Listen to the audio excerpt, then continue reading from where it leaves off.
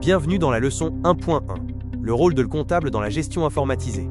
Cette session fait partie de la section 1, découverte du métier et de l'environnement professionnel. Prévoyez environ 60 minutes pour consulter la vidéo, le texte et l'infographie. Assurez-vous d'avoir bien terminé la section 0 avant de commencer. Dans cette leçon, nous allons nous concentrer sur le comptable du CIG en montrant son évolution de la simple saisie de données vers une véritable réflexion stratégique. Ensemble, nous découvrirons le rôle central que joue le comptable dans la gestion informatisée. À l'issue de cette leçon, vous serez capable de définir le rôle du comptable dans la gestion informatisée, distinguer ce rôle de la comptabilité traditionnelle, énumérer au moins 8 tâches quotidiennes du comptable, expliquer la valeur ajoutée du comptable dans le processus de prise de décision, identifier les qualités personnelles et les compétences techniques nécessaires à l'exercice de cette fonction. Le comptable moderne du CIG est bien plus qu'un simple teneur de livres.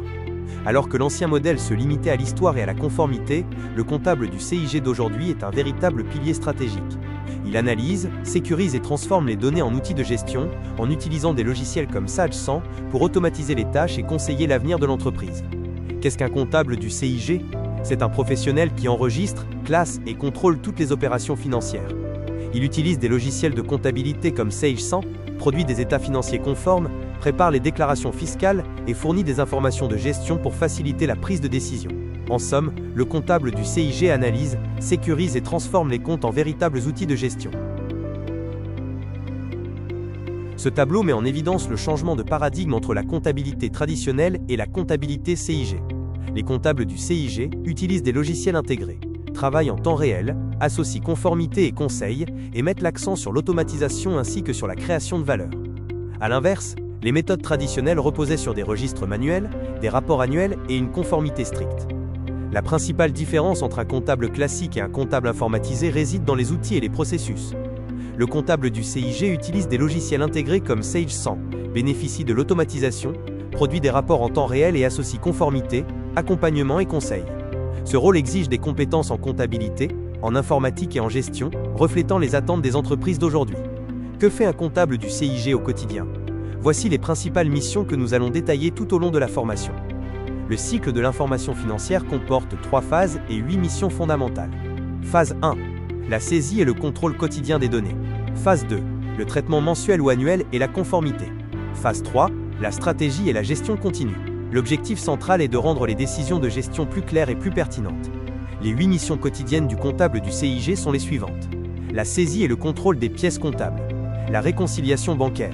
Le rapprochement des comptes clients et fournisseurs. La gestion de la paye. Les déclarations fiscales et sociales.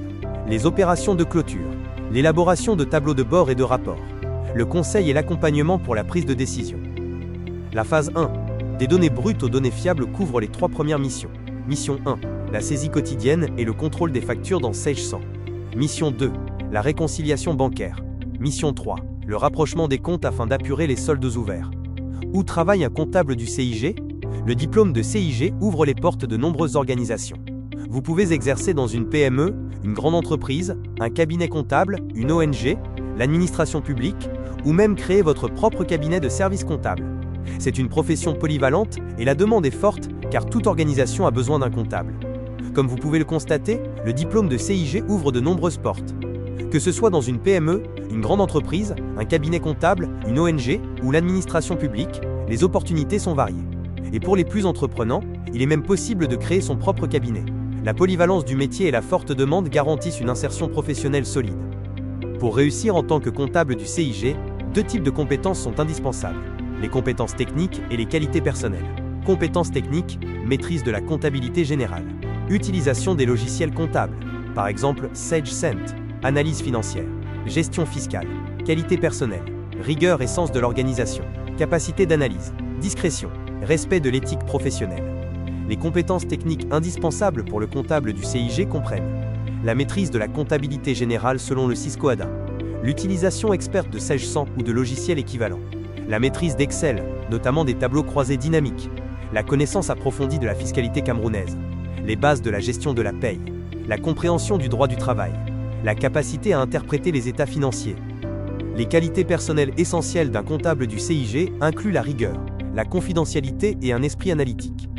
L'organisation est nécessaire pour respecter les délais et les compétences en communication sont vitales pour expliquer les chiffres de manière simple. Enfin, l'adaptabilité est cruciale, car les logiciels et la législation évoluent constamment. La bonne nouvelle, c'est que ces qualités peuvent s'apprendre et se développer tout au long de ce programme. Le comptable en gestion informatisée est un professionnel polyvalent. Un technicien qui maîtrise Sage 100 et Excel, un comptable qui applique les normes du Cisco ADA, un fiscaliste qui prépare les déclarations, un gestionnaire qui analyse les coûts et la rentabilité, un conseiller qui accompagne la prise de décision.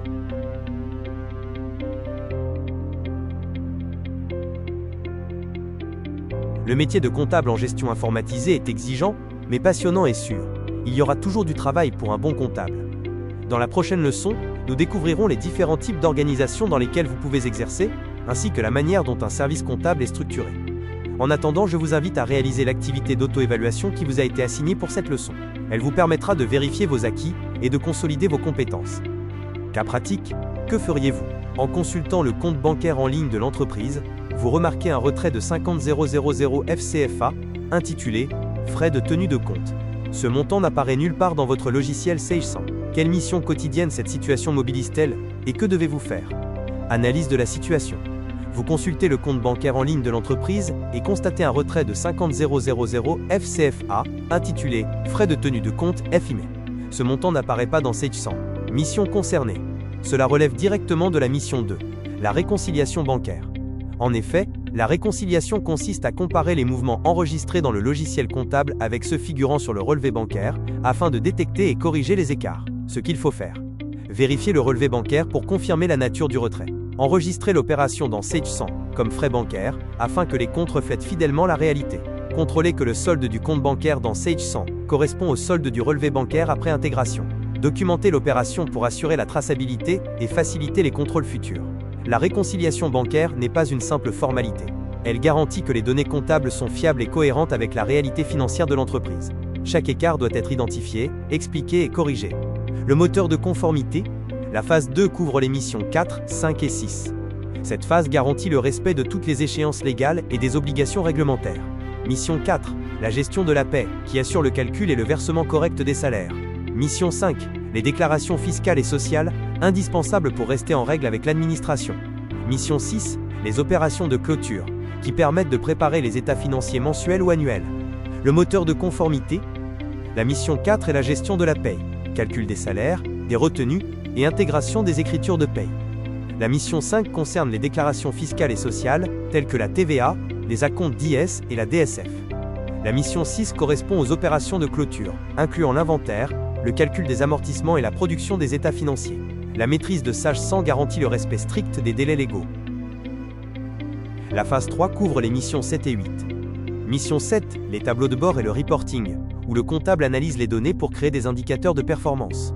Mission 8, l'appui à la décision, où le comptable agit comme un partenaire stratégique en fournissant des données fiables pour répondre aux questions essentielles de la gestion. La phase 3 couvre les missions 7 et 8. Mission 7, les tableaux de bord et le reporting, où le comptable analyse les données pour créer des indicateurs de performance. Mission 8, l'appui à la décision, où le comptable agit comme un partenaire stratégique en fournissant des données fiables pour répondre aux questions essentielles de la gestion.